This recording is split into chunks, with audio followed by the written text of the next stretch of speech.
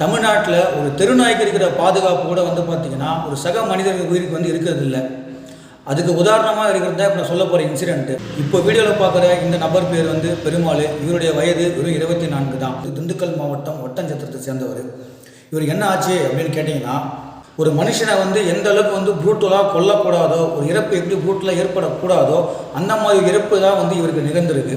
Drilling மிஷினால் அவருடைய உடம்புல கண் போன்ற இடங்களை வந்து துளையிட்டு சைலன்சரால் வந்து பார்த்தீங்கன்னா உடல் முழுக்க சுட்டு தீக்காயம் ஏற்படுத்தி அவருடைய பிறப்பு உறுப்பை வந்து அறுத்து கொடூரமாக கொலை பண்ணி வந்து ஆற்றுல வீசிட்டு வந்து போயிட்டாங்க. அப்படி அந்த பையன் என்ன தப்பு பண்ணிட்டான்? நாட்டில் கொலை ஏன் ரேப் பண்ணுறவங்க, அதுவும் குறிப்பாக சின்ன வயசு பேரை வந்து எத்தனை பேர் வந்து பாலியல் வன்கொடுமை கேஸு டெய்லி நம்ம பார்க்குறோம். அவங்கள கூட இந்த மாதிரிலாம் வந்து யாரும் தண்டனை கொடுத்தோ தண்டிச்சோ நம்ம பார்த்ததில்லை, கேள்விப்பட்டதில்லை. அந்த மாதிரி ஒரு தவறாக பண்ணியிருக்க போகிறாங்க. காலங்காலமாக ஒரு பலவானாக இருக்கிறவன், ஒரு அதிகாரத்தில் இருக்கிறவன் பலவீனமான ஒருத்தங்கிட்ட போயிட்டு அவனை அடக்க முயற்சி பண்ணி அதுக்கு அடங்க மறுத்துட்டாங்க அப்படின்னா அவங்கள அழிக்கிறது தான் வந்து காலங்காலமாக நடந்துட்டு வருது. மக்களால் தேர்ந்தெடுக்கப்பட்டவங்க ஆட்சி செய்யும் போதே வந்து இந்த மாதிரி அவல நிலை நாளுக்கு நாள் தொடர்ந்துனே வருது அப்படின்னும் போது இன்னும் மன்னராட்சி மாதிரி காலம் பூரா ஒருத்தங்களே ஆண்டாங்கன்னா மக்களோட நிலைமை என்ன? இந்த வீடியோவை பற்றி வந்து பார்த்திங்கன்னா எனக்கு வெளிநாட்டிலேருந்து ஒரு நண்பர் வந்து இன்ஸ்டாகிராமில் மெசேஜ் பண்ணி, பிரதர் இந்த மாதிரி ஒரு இன்சிடென்ட் ஆகிருக்கு, நீங்கள் இதை பற்றி வந்து சொல்லுங்கள் மெசேஜ் பண்ணி கேட்டிருந்தாரு. சரி, நாமளும் வந்து அவர் சொன்ன மெசேஜ் அப்புறமா வந்து அவர் கொடுத்த இன்ஃபர்மேஷன் வச்சு நம்ம அப்படியே வீடியோ போடக்கூடாது, அது என்ன உண்மைத்தன்மை இருக்குது, கள்ள நிலவரம் என்ன அப்படின்னு சொல்லிட்டு இப்போ தேடி பார்க்கலாம் அப்படின்னு சொல்லிட்டு நேற்று நைட்டில் இருந்து இன்றைக்கி காலையில் வரைக்கும் நான் வந்து நிறைய இடத்துல அந்த விஷயத்தை பற்றி தேடி பார்த்தேன். எனக்கு எந்த ஒரு இன்ஃபர்மேஷனும் எந்த ஒரு டேட்டாவும் இப்போ வரைக்கும் எனக்கு கிடைக்கல.